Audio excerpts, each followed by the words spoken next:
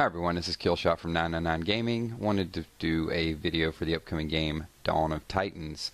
This video is called Stealing Victory Points, and I'm going to show you a neat little trick of how to preserve your lands for victory points, for ruins, for gold, or for grain, whatever it is that you choose to hang on to. There's been a lot of complaints early in the game that people are afraid to take lands because another player will come in and just capture it. So they kind of give up on that aspect. But what I'm going to show you how to do today is to take those lands and to hold them for 7 days. So you can see this particular mountain I pulled up is producing VP for me. When this shield runs out, I'm just going to discard it because I'm going to attack another land and show you how to keep it for 7 days. And then when the shield is about ready to run out, you discard it again and you recycle this over and over again. So this will allow you to, if there's a ruin that you want to farm in order to level up your Titans, you'll be able to do that. You'll be able to farm it for 7 days. If it's victory points that you want to grow in ranking, you'll have that opportunity. Or if there's some extra gold or some grain, you can keep that land for a week and farm that or harvest that as well too. So my first target over here in the floating islands is going to be a mountain. This mountain produces VP. I'm not real big on VP at this point in the game, but I like to keep enough just to keep my head above water. So I'm going to go through and set up the initial battle. This is my level 25 Titan, so I'm going to go ahead and get a couple extra spells in case I need them for this setup. And I got a good mix. We got a little low battery working there, so we'll bypass that. Got a good mix of pikemen and about 5 troops of archers. And I bring in some Goliaths with this hero as well too, so that's why it's a little bit lower. That slot has to be filled. So let's go ahead and get this battle underway, and we'll try to make it as harmless as possible, because this is not another player and we don't want to lose a lot of troops. We're just basically farming this land. So we're going to take a look at the layout. Looks like we've got a lot of undead troops and several pikemen, so at least there's not any wolfmane or any archers firing at us. This should be a pretty straightforward battle.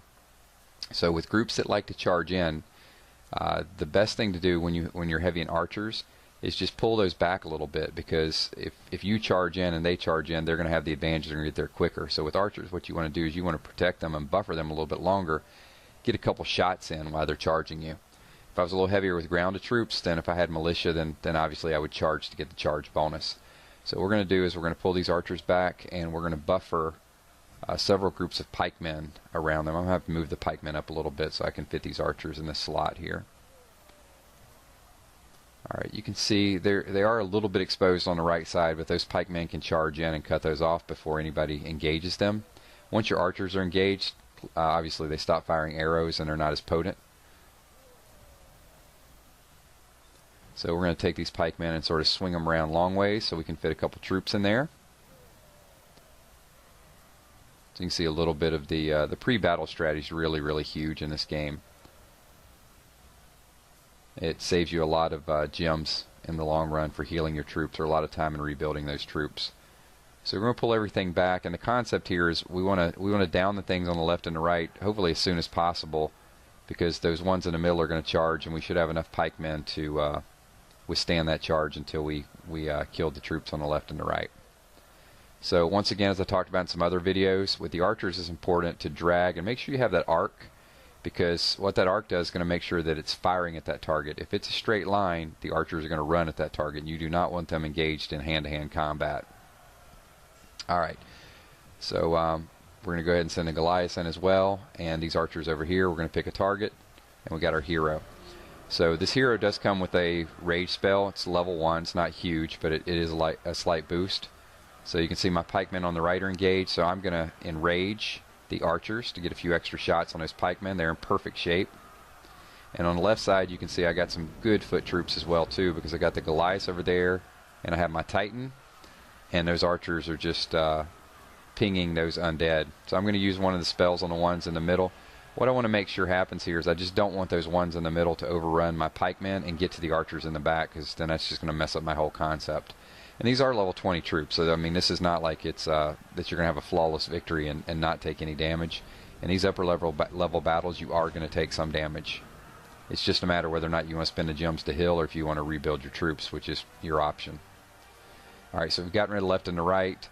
I moved my pikemen back to get a free spell, and that pretty much dominated them. Anytime you pick up a spell on the ground, make sure you use it, because it does not carry over to the next battle. and you can see total victory.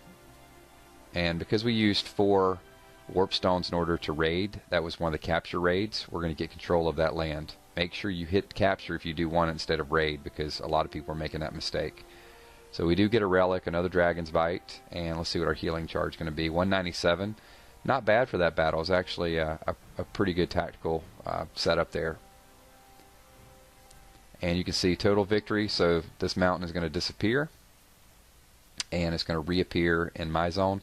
Now if I leave it like that, within about 5 minutes somebody is going to attack it. They're either going to take it or they're going to raid it for VP, and I'm going to lose that VP. So immediately you hit it and you have 2 options. You can discard it. Well, you have another option. You can shield it if you want to spend gems on a shield, or you can upgrade it. And you can see for an upgrade it only costs you 9,153 gold. So that is a real bargain. And if you can see the number that I got off of that, now I have a 7-day protection shield.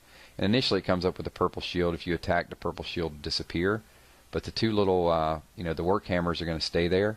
So I've got this VP to farm for 1 week. And if you have 5 builders, you can have 5 different lands. If you want to farm VP, you have 5 things upgraded. Now keep in mind, you're not going to be able to upgrade some of the things inside your city. So I would always keep 1 or 2 available. But the big mistake a lot of people are making is they have 2 or 3 builders that are just unoccupied. And if they're unoccupied, you most definitely should take over a couple types of lands. If you don't want to farm VP, get some gold, get some ruins, get something that you can farm some shards, but make sure your builders are always busy. So that is how to steal VP and how to protect other lands. Once again, I'm Killshot from 999 Gaming. Thanks for watching. Please subscribe below and look out for more videos. Peace.